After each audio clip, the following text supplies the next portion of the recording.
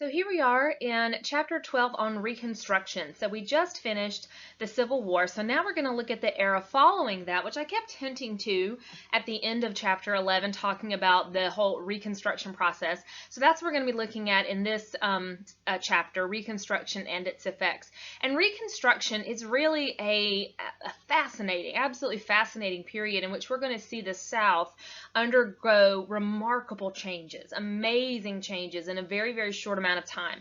Unfortunately, a lot of those changes are going to be short-lived, and once Reconstruction is over, the South in a lot of ways is going to revert back to how it was during and prior, before the Civil War. But there are some changes that are going to be long-lasting, that will be forever. And furthermore, the Reconstruction is going to provide the opportunity to lay the groundwork for changes that would come much later. And by much later, I mean perhaps even a century later, but they do a lot of important things that probably could not have been done any other way, and probably could not have been done in any other time.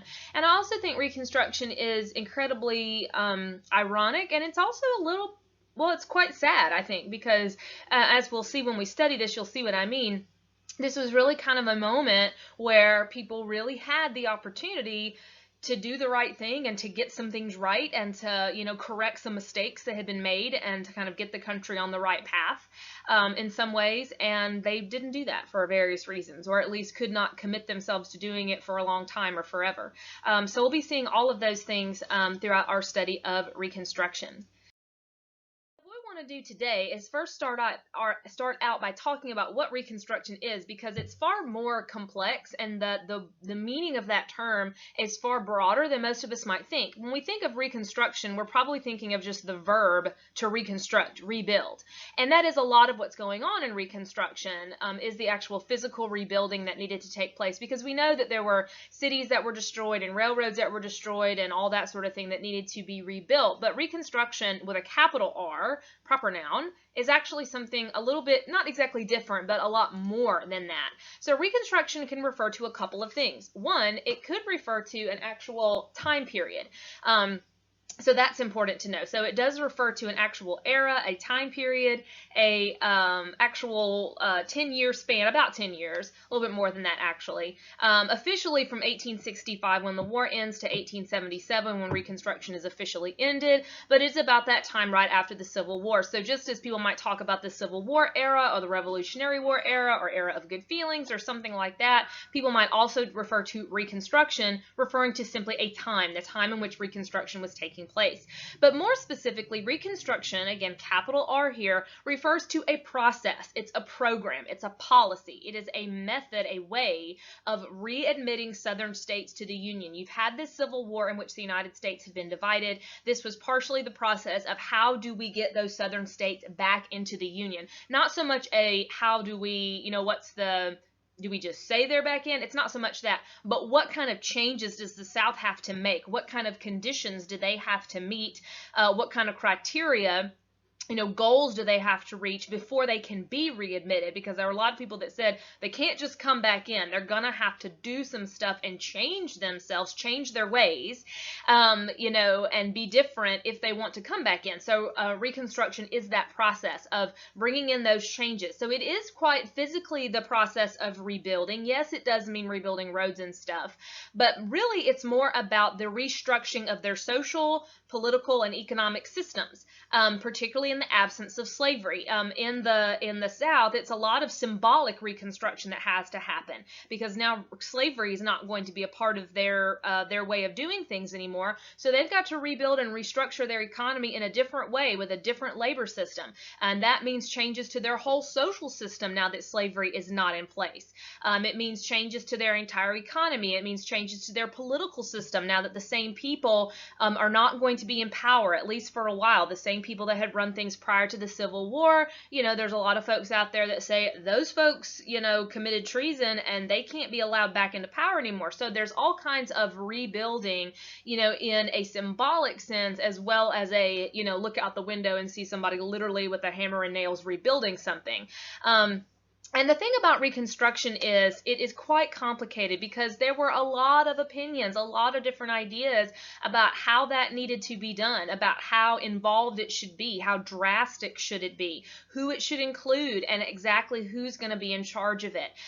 There are people that say the South needs to be treated really harshly. They're going to have to make big time changes. Some people are going to have to be punished for their role in the war. You know, we really have to go in there and revolutionize the South completely. And then there are others that say, no, just a few things here or there. It'd be counterproductive to do anything more. Some people say this is the president's job to do. Some people say this is Congress's job to do. Some people say the southern states need to be a part of this process. And others say, nope, they lost the war. They're going to be dictated to. They're going to just have to do whatever we say.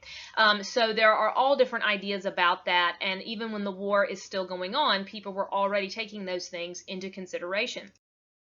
So when we start looking at the different ideas about Reconstruction, we're actually going to go back before the war was over, because President Lincoln, in the final years of the war, final months of the war, was already thinking about this Reconstruction process and already thinking about ways that he wanted to go about Reconstruction. So this is while the war's still happening. So those last couple of months, you know, he knows that the end of the war is imminent. He knows it is simply a matter of time before the South surrenders. So he was already laying out some plans. Now, Lincoln was actually considering a very lenient policy towards Reconstruction. He wanted to provide the South with a lot of leniency, meaning he wanted to go kind of easy on them, not because he didn't think the South needed to be changed. Lincoln more really felt like, if we go in there and try to just change everything, if we go in there and act like a bunch of conquerors and do all this really extreme, crazy stuff, it'll never work. You know, if we want to really change the South that way, we have to have the South's help with that. They've got to be on board with that. And, you know, if we really want it to last. So we need to go in and kind of with a bit of a kinder attitude, a bit more of a forgiving attitude, and then the South will sort of trust us, and then they'll go along with those plans. So his plan is often called the 10% plan. And again, it's very lenient. The 10% plan stated or suggested that if only 10% of a southern state or a former Confederate state's population swears an oath of loyalty to the Union, then they can go about that process of being readmitted. So just 10% of them have to stand up and swear that they are loyal to the United States, they are not loyal to the Confederacy, and so forth and so on. Well, that's pretty darn lenient, because if only 10% of them have to do that, that means that 90% don't. Now, again, this is called the 10% plan. That's the part that you can't see, 10% plan, because it only involved that 10%. But Lincoln kind of saw this, he probably saw Reconstruction as more of it's a gradual thing, and this is just the starting place. This is the jumping off point, and then we do the other stuff from there. But his 10% plan was a very Now, it does, of course, include the 13th Amendment. We should point that out. We talked about that 13th Amendment, the amendment to abolish slavery. That is part of Lincoln's plan. It's part of every Reconstruction plan. That was the one thing that was kind of a given, was that slavery was over and Southern states were going to have to accept that and going to have to ratify that 13th Amendment. So that's something that's constant amongst all these different Reconstruction plans. Now, Lincoln, as we know, that Reconstruction plan is never going to go into effect, really, because Lincoln is killed just a few days after the war ends. And so we don't get to see what would have happened had Lincoln, who had led the country through the war, we don't know what would have happened if he had been there to lead them out of it. And it's questionable as to if he would have been more effective or less effective. But he definitely would have run into some problems. I don't think we can sit here and say that if Lincoln had lived, everything would have been fine, because he definitely was going to get some pushback. And a lot of that pushback was going to come from people in his own party. So Lincoln's program was heavily disliked by a lot of people, particularly a group called the Radical Republicans. And we will talk a lot in this chapter about the Radical Republicans. So it's very important that we establish who they are and what they wanted with Reconstruction. Now, Lincoln's a Republican too. But he's not a radical. Radical means extreme. So this is that extreme wing of the Republican Party. These are those people that were likely abolitionists going into the war. They wanted Lincoln to bring slavery into it. They're never very satisfied with Lincoln, thinking that he doesn't do enough and he's not harsh enough. The Radical Republicans are those people that when it comes to Reconstruction, they want the South to be punished. They want the South to be treated harshly. They wanted the South to be treated like a conquered nation, and they should be be forced to change, that all those Confederate leaders, all those Southerners that went along with the Confederacy, that those people should never be allowed to vote again, they should never be allowed to hold power again, that they forfeited all their rights when they decided to commit treason to the United States, as they would put it. So they would say, you know, you people are all lucky that you're not going to prison, and, you know, but you're not going to vote again or any of that kind of stuff. So they want to see really, really harsh treatment. And furthermore, to them, to the radical Republicans, it's not enough just to abolish slavery. They want to see African Americans gaining rights. They want to see African Americans, at least males, as full citizens, voters. They want to see them empowered. They want to see them given land, education, all that stuff. If the radical Republicans had their way, they would have confiscated all the land from that old planter elite class and given it out to former slaves and gone from there, but that's obviously not quite going to happen. So they want a much more extreme version of Reconstruction than Lincoln wants and what he thinks is possible. So that's their view. Now, another suggestion that the radical Republicans, more of them supported rather than Lincoln's plan, that was also suggested before the war ended, was something called the Wade-Davis bill. The Wade-Davis bill was much more strict than what Lincoln wanted. This would have required a majority of Southerners to swear an oath of loyalty to the Union, so not 10%, but 51%, so that's a lot more. And also the oath of loyalty they would have to swear was a lot tighter of an oath. It was a lot more specific, and a lot of Southerners would not have been willing to swear this particular oath, but because it was so much harsher, Lincoln thought that it would be counterproductive, that it wouldn't work. It went against his more lenient policy, and so Lincoln didn't like it. And so before the war was over, he used what was called a pocket veto. Pocket veto means he didn't outright veto it, but he didn't sign it either. And if he doesn't do anything to it and the congressional term expires, then the bill is basically dead. That's called a pocket veto. Just imagine like he's putting it in his pocket and forgetting about it. So the point is that when Lincoln is killed and the war ends, there's no specific plan in place. You have people who agreed with Lincoln that it needed to be lenient. You have the radical Republicans that say it needs to be harsh. You have people in the middle that think it needs to be a little bit of both. But the thing is, there's no specific plan. And remember that there's no precedent for this. This has never happened before. It's never been done before. The Constitution doesn't say anything about it. So this is uncharted territory. And so no one really knows what the next step is going to be. What happens is, let me just kind of foreshadow for a second and explain what happens with Reconstruction, because it can be where we're going from here, because this can be a little confusing if you don't realize what's going on. Reconstruction technically happens twice. It will start with a version that we call presidential Reconstruction, because when Reconstruction first begins, Lincoln's vice president becomes the president, and Congress wasn't in session at that point, so he basically takes over Reconstruction and imposes his own plan. We call that presidential Reconstruction. Then what we'll see happen just a little bit later is a few months after that, Congress comes back into session. They are furious with what the president had allowed, and they will throw it all out and start all over again. And so we'll get a second version of Reconstruction that we call Congressional Reconstruction. So this is what we're about to look at, is presidential Reconstruction, and then in a moment we'll look at Congressional Reconstruction. So we have the first version, and then they throw all that away and start a second version. So here's the first version. So Lincoln is assassinated in 1865, and so his vice president becomes president. His vice president, and now the 17th president of the United States, is Andrew Johnson. And Andrew Johnson, yes, he was Lincoln's vice president, but don't get the idea that they were buddy-buddy and agreed on everything. They didn't. In fact, the only real reason that Lincoln chose Johnson to be his running mate is because, in 1864, is because Johnson's actually a Southerner, and so Lincoln thought it might broaden his appeal, make him look a little bit more appealing to the South once the war was over. So the fact that Johnson is a Southerner, he's actually from Tennessee. He comes from a former slaveholding family. He is a Unionist, obviously, so he stayed loyal to the Union throughout the Civil War, so he did not go along with the Confederacy, but he is still a Southerner, and so he does sympathize with the South. He does not want to see the South treated as harshly as the radical Republicans would like. Being a former slave owner, while he does concede that slavery has to go, he doesn't think that anything needs to be done for African Americans, and that states should not be forced to allow African Americans to have rights and all those kind of things. So Johnson doesn't want really, really harsh punishment, at least not for all people. He wants maybe harsher conditions for some. Johnson kind of blames that old planter elite class, that it's those small handful of people that are ones that are really responsible. Those are the ones that ought to be punished. but everybody else should get off pretty much scot-free. So Johnson has, and as I was saying, he has no intention of increasing rights for freed slaves. He thinks ending slavery is enough and the rest of it's up to them. So his Reconstruction plan isn't going to do anything in the way of African American rights. So when he takes office, he basically takes over Reconstruction. Again, he's going to assume that this is the president's job, which Lincoln did too, and Congress happens to not be in session while this is going on, so he's going to institute his own version of Reconstruction, which reflects his beliefs that Reconstruction shouldn't be all that bad. So here's his plan. Under Johnson's presidential Reconstruction plan, Southern states have to ratify the 13th Amendment. Remember, that's the one that abolishes slavery, and I've already said that was kind of a given for any Reconstruction plan. So they do have to get rid of slavery, and they do have to revoke their Ordinance of Secession, meaning those ordinances of secession that they passed back in 1860 and 1861, when they say they seceded, they basically have to take that back and say, no, we don't do that anymore. That's pretty much it. They don't have to revoke the very idea of secession. They just have to basically say, we take back what we said 4 years ago, and that's all.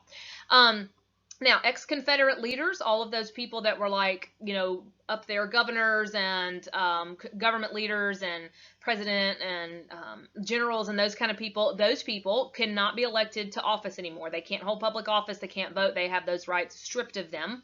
But there is an exception to that.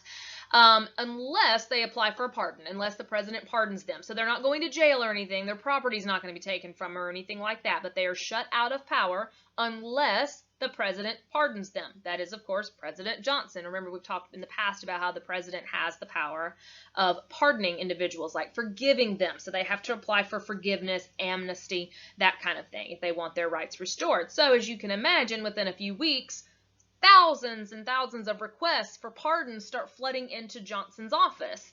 And you would think that Johnson would pick and choose who he wants to be really strict about who he pardons, but he doesn't. Johnson grants pardons to just about anybody who asks for it. So his plan is ratify 13th Amendment, revoke secession, and all you people that were running things, no more rights for you, no more power for you unless you ask me. And then people start asking, and he grants them. He grants them left, right, and center. Just about anybody that asks for a pardon, Johnson will grant it. He likes the fact that all these people that kind of considered themselves above him, you know, that now they have to come to him to ask for permission. So he kind of liked that. Really, the only people that Johnson won't pardon are people like Robert E. Lee and Jefferson Davis, like the people that absolutely ran stuff. But other than that, they get their rights back within a few months, and that means that they are fully restored to citizens. They can vote, they can hold office, all those same things. And according to Johnson, done. The southern states are reconstructed with it. So most southern states, as you can probably agree, didn't think there was too much wrong with this plan. Most of them go along with it, say, sure, fine, we can handle that. Like I said, he already just starts granting those pardons all over the place. And so what you have in a few months is really a restoration of the South, and restoration as in to restore. And if you think about that word restore, remember that would mean to put something back like it was. Not to change it, not to make it different, but to put it back like it used to be. And that's what southern states and that's what southern governments really look like as a result of Johnson's plan. Just a few months after the war had ended, southern states consider themselves reconstructed. They have elections, and it's the same people voting for the same kind of people. So as you can imagine, the same people that were in power and the same people that were running things before the war are running things again after the war. African Americans, yes, they are legally free, but they are shut out of everything. They can't vote. They can't own property. They are pretty much in a situation just as bad, in some cases worse. Many people would argue that it was worse than it was under slavery. So when they elect new governments, they elect those same former Confederate leaders. They don't do anything for African Americans. Southern states are basically just replicating themselves as to how they were before things, before the war broke out. It doesn't look all that much different at all. In fact, southern states were even passing laws, almost all of them were passing laws called black codes. And that may remind you, or it should remind you, of slave codes, which were used back in the days of slavery. And black codes were extremely similar. They are laws that restricted the rights of African Americans, just like slave codes restricted the rights of slaves, stripped them of any kind of rights at all. So these are things like, African Americans can't own land. They can't testify in court. There are some that say they have to be employed by a white person. That's pretty darn close to slavery. They can't be in certain parts of town, all kind of things, you know, from restricting their movement to whatever. So like I said, for many of them, their situation is almost worse. The South does not look different at all from how it was, and as you can imagine, that doesn't sit well with some people. Southerners, white Southerners, like this pretty well, but African Americans are obviously quite upset about it. And furthermore, radical Republicans that we mentioned, the ones that want to see the South punished, that want to see the South change, that want to see African Americans, have rights, they are not going to have this. So that's why, as I've already kind of mentioned, that this version of Reconstruction, the presidential version of Reconstruction, will eventually be tossed out, and we'll have a new version of Reconstruction in its place, because it didn't reconstruct the South. Restoration is not the same thing as Reconstruction, and that's what more people wanted. So before we get to that congressional version of Reconstruction, let's talk about one way that the federal government did attempt to try to assist former slaves and to try to address this problem of you have millions of people that have spent their lives as slaves that are now free and that need kind of some assistance maybe, and had a lot of problems to be dealt with. So one way the government tried to respond to that is before the war was over, a government agency called the Freedmen's Bureau was established. And the Freedmen's Bureau was a government agency, a federal agency. It's actually headed up by a former Union general that was designed to help newly freed people adjust to their lives as free people. Because remember, you have thousands of people that have no education. They are scattered around. Their family members have been scattered around in the days of slavery. Many of them have fled the properties where they were slaves. They have nowhere else to go. They have no money. Many of them are homeless or refugees. And so there was a lot that needed to be done to help those people. So the Freedmen's Bureau was established to address a lot of different things. Particularly in the first couple of years, they were doing a lot of addressing immediate needs such as food and shelter and medicine. That word that's covered up by me is medicine, because like I said, you have a lot of people that have just run away, that have fled, that have nothing, that needed those kind of immediate needs met. And so a lot of what they're doing is providing that basic food and shelter and lodging. So the Freedmen's Bureau is dealing with more long-term solutions to problems. They are also helping people find lost family members. That's another function of the Freedmen's Bureau, was that they would help people try to track down their children, parents, husbands, wives, others that have been sold away from them. We know that during the days of slavery that families were separated constantly, and so they were trying to take information about the last place they knew where they were, and trying to create kind of what we would call a database to try to locate people and figure out where they were. They also conducted marriage ceremonies. A lot of people, we've mentioned how in the days of slavery that slave marriages were not considered legal. There are many people that consider themselves married, but those things were not legal and on the books. So they are conducting marriage ceremonies and filing paperwork. This picture right here is of a marriage certificate. You can see the very top of it. It says Bureau of Refugees, Freedmen, and Abandoned Lands. We tend to call it the Freedmen's Bureau as a shorter name, but the longer version of it is that right there, and this is a marriage certificate. So they also, another very big and important function of the Freedmen's Bureau was schools. African Americans felt very strongly that the two things that they really needed to transition to a more prosperous life was land and education. Unfortunately, land is something that, while the Freedmen's Bureau was originally designed, notice the longer name there, Abandoned Lands, it was originally designed to address that. That ends up being something that they're not able to do. But education was something that they did make some important strides in. So they set up schools all over the South that were run and operated by the Freedmen's Bureau, and they had volunteer teachers come in to teach in those schools to educate freed slaves of all ages, but also poor white people that had been denied education as well. We've talked before, we may have mentioned before, how public education was something that the South really lagged behind in. That was something that they had not invested a whole lot of money in. And Reconstruction forever changes that. That will be one of the lasting legacies of Reconstruction, is that the South's public education system is going to be forever transformed for the better. They will make great strides in public education, and that starts with the Freedmen's Bureau. Now, these would have been very basic one-room schoolhouses with people from, just a couple of years old to elderly people that have never been, provided an education or allowed an education. So that's a big thing that the Freedmen's Bureau does. Overall, as far as the success of the Freedmen's Bureau, they do help a lot of people. They do a lot of things. They file hundreds of marriage certificates. They do establish a lot of schools, those kind of things. But in the end, the Freedmen's Bureau really has more work and more people that need help than they had the manpower and the capability to help.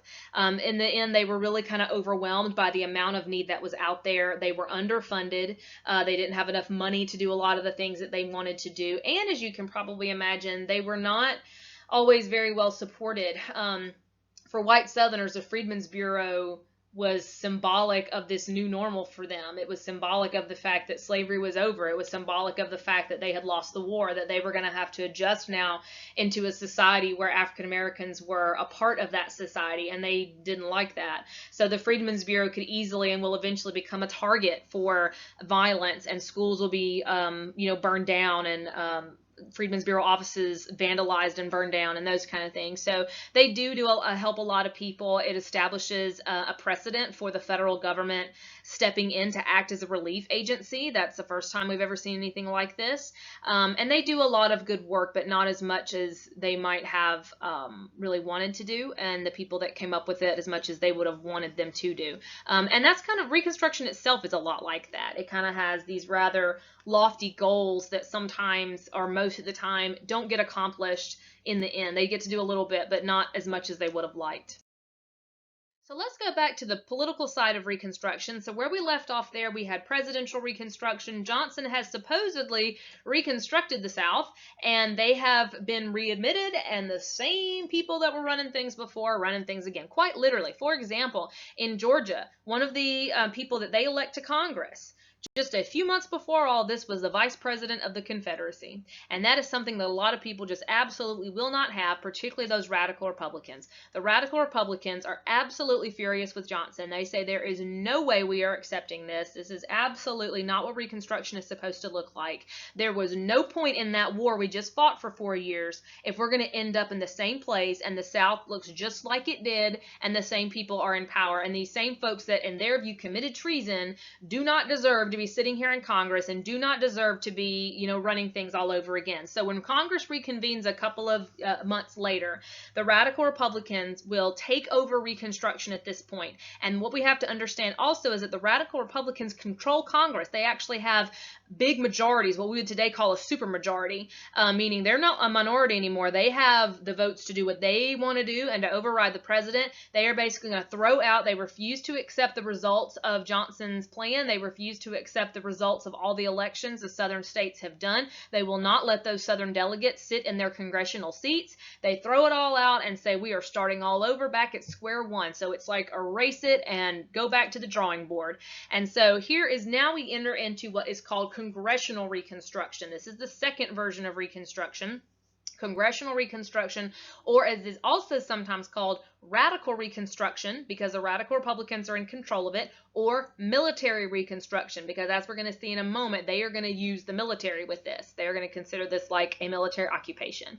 So Congressional Reconstruction, Radical Reconstruction, Military Reconstruction, all of that is this next version.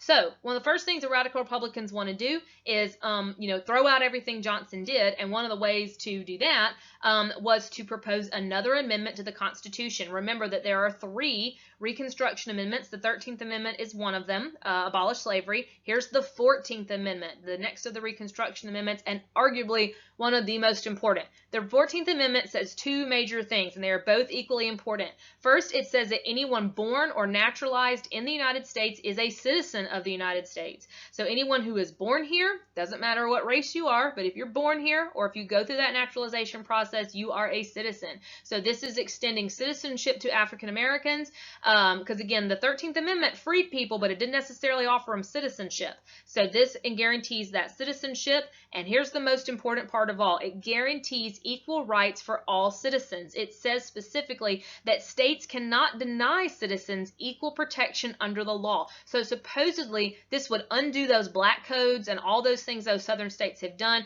basically saying African Americans are citizens and you have to treat them the same way that you treat everybody else, at least in the eyes of the law. So this provides legal equality. This is a huge amendment, not just for Reconstruction, but arguably this is, I think you can make the case that any amendment to the Constitution is really important, but this is a big one. This is where any kind of cases, even now, talking about any sorts of rights for any kind of minority groups or groups that are oppressed, this is what they will turn to say that this policy or this program or this way of doing things is not equal protection under the law. That's an important phrase.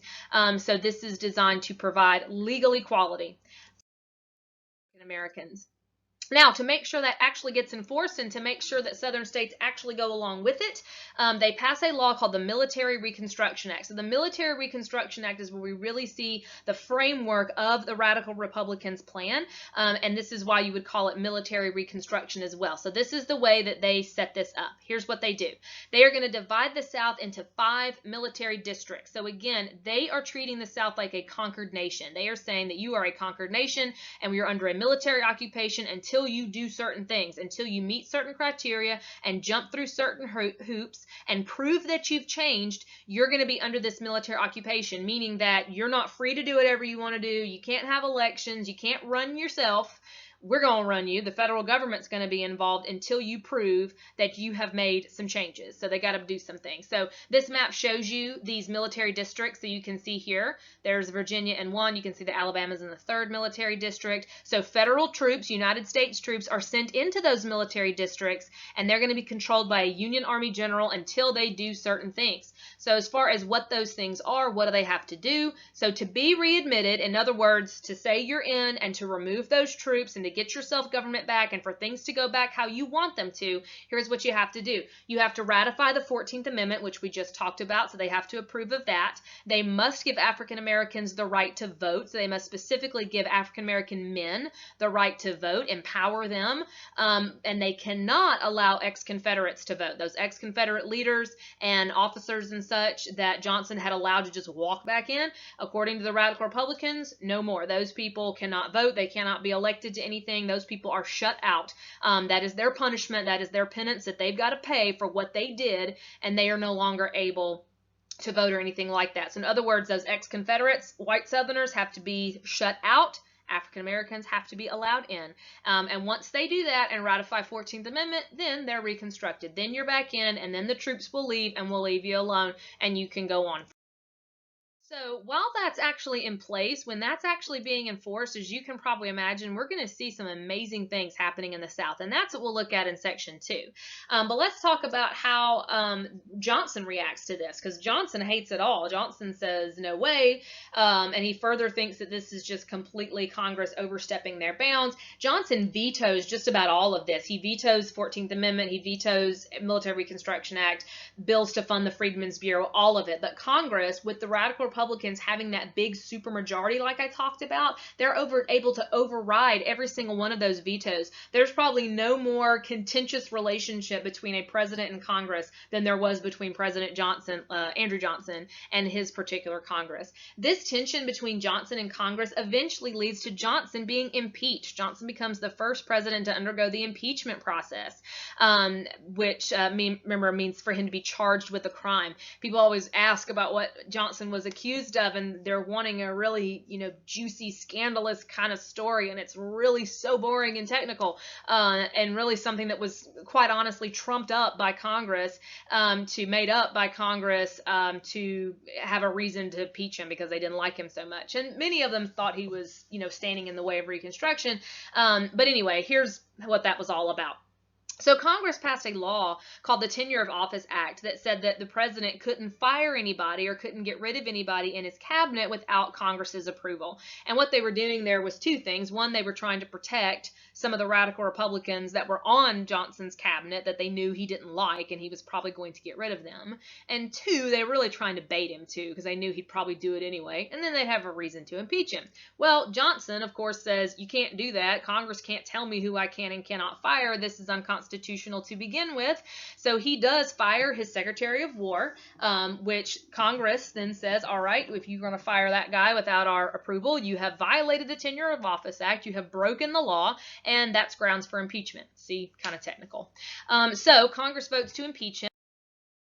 does not mean he's kicked out. It just means he's charged with a crime.